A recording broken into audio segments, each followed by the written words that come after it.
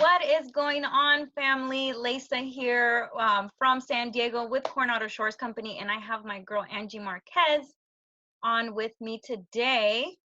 Hey guys, as she mentioned, I'm Angie and I cover pretty much Southern California area, anywhere in Los Angeles County. I got you. Yeah, so really excited for us to be doing this again. This is our second time getting together and doing this call. So we're just gonna again touch base a little bit about what's going on in our market in our areas, and we're gonna keep it interesting, keep it fun. So yeah. Okay, so do you want to get started and tell us about the San Diego tea and what's going on out there? Sure, because I've got the tea, honey. So, so kind of like we covered the last time we had our call, the average price for a home in San Diego is around 575 at the moment. So it hasn't really dropped since the last time that we talked. It's still pretty high up there in the 570s, depending on the area. I did a little bit of research and I focus a lot more on the South Bay. Right now, the average home price in South Bay, you guys, so like all of Chula Vista, Otay Mesa, all those places out here, we're in the 700,000 average home sales price. That is crazy. That is That is crazy. And the way that the houses are selling, like hotcakes, I mean, at 700,000, wow. It, it's definitely not taking a break, this real estate market. So, yeah, and I'm with you too. I see the same thing happening out here. I mean, we're having extremely low inventory and monthly supply. With the Antelope Valley area specifically, a average with the hold on, these lawnmowers, man. I can't hear it. Oh really? Okay, well, Yeah. I guess they're a little loud for me. But anyways, the Antelope Valley area, the median sales price is about 319,000. If we go into the Santa Clarita Valley, which is kind of about 40 to 45 minutes away from Palmdale and Lancaster area, Okay. 110,000. Now, if you go minutes deeper or 15 minutes more south, we're about like San Fernando Valley area, about 700,000. Uh-huh. So Wow. still selling. The demand is still there. Yeah, no, so still super low inventory, and we still have a crazy pool of buyers who are looking to get into homes.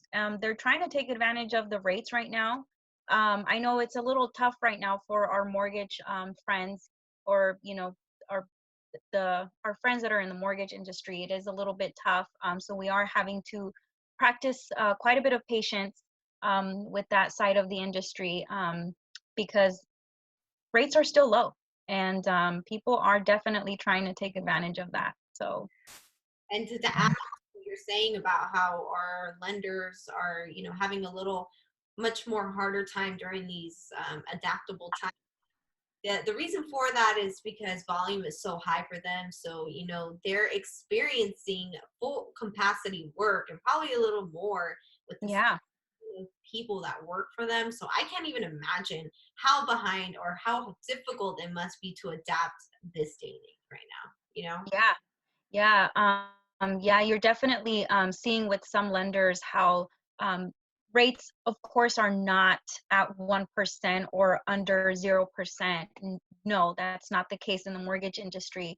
Um, but they are having to raise a little bit more of the actual rate, um, because of the amount of volume that they're getting from everyone trying to refinance and get into a new home right now. So, yeah. Shout out to our lender friends.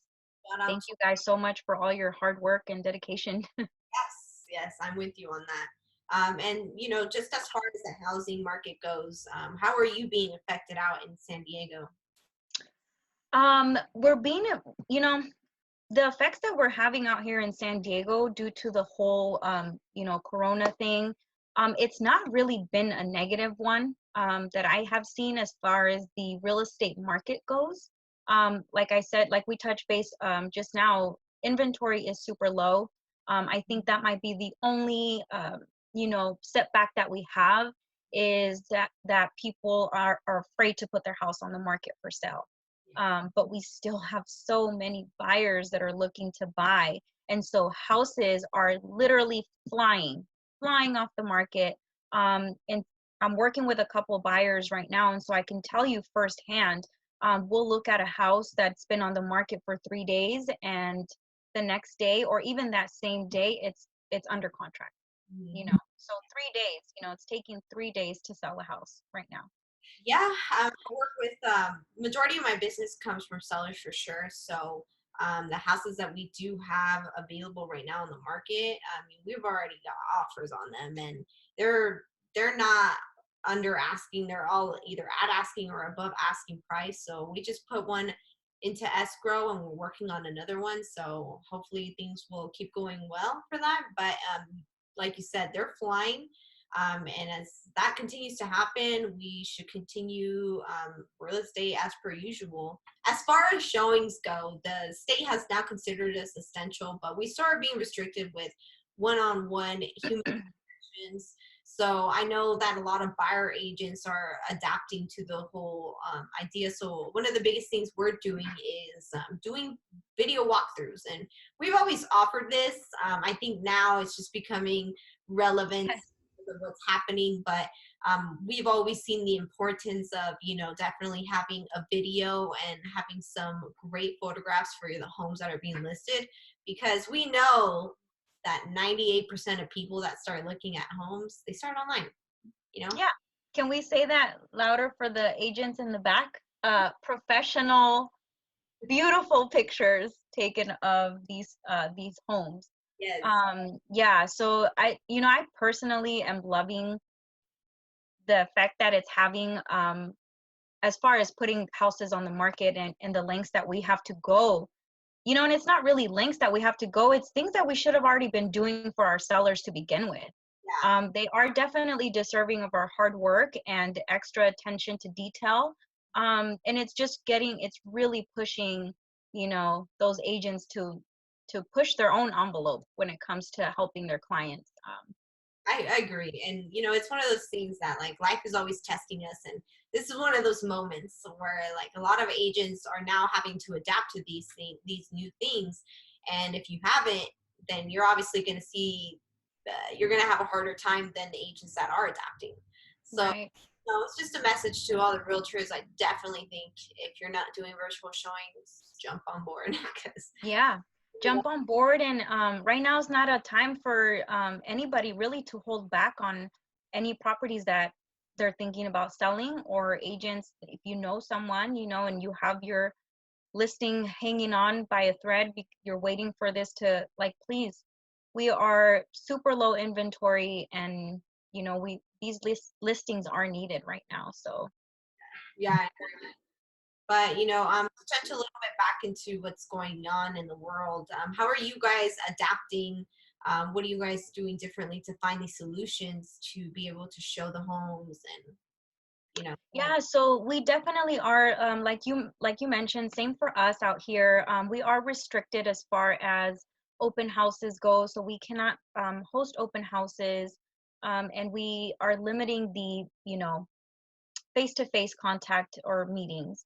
Um, Definitely trying to minimize the amount of people that are walking through these homes, especially if you still have people living in them, if they're tenant occupied or owner occupied homes, because obviously people are still living there. So we're definitely trying to minimize the walkthroughs of these houses.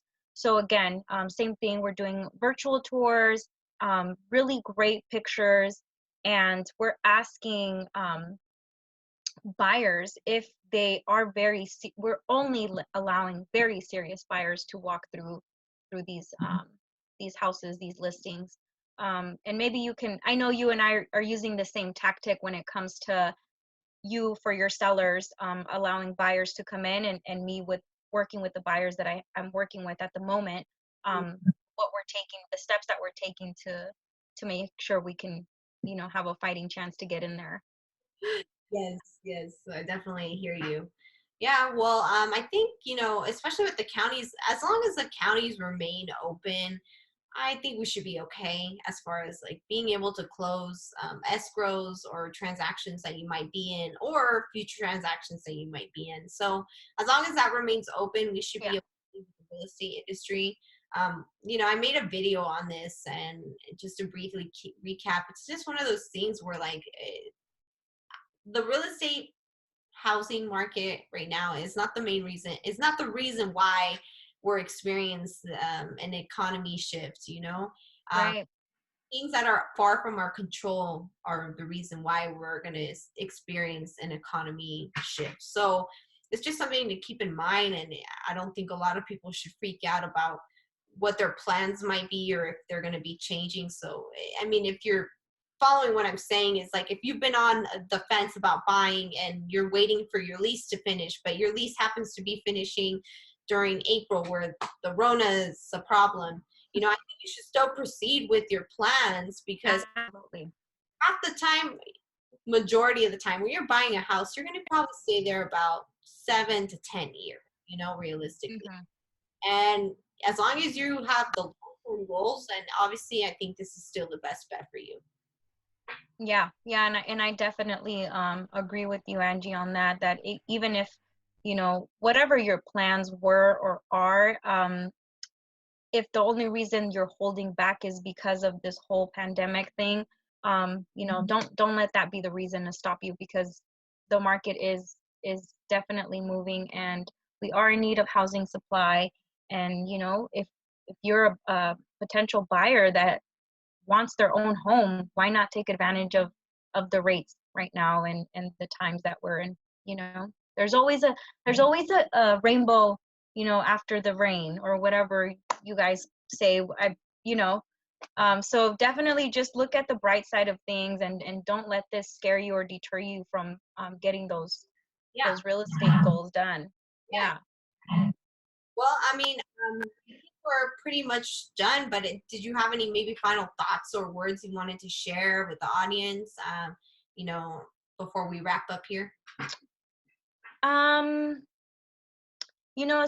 not so much with real estate, but just, keep a positive mind, keep a positive attitude, and just, keep your head on your shoulders. Don't go crazy. This is temporary, and, we're all going to come out okay at the end. So, Yeah, it's nothing like the world has never seen before. And honestly, the biggest thing is this is what I've always kind of lived my life by. And I think this is why we should always be adaptable, is the yeah, consistent thing out there is change.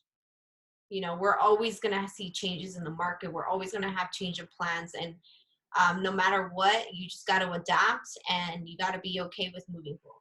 So that's absolutely. all I have to say. But we'll leave it at that. And if you have any real estate needs as far as buying in San Diego or selling in San Diego, this is Leissa. I'll have her information in the description box below.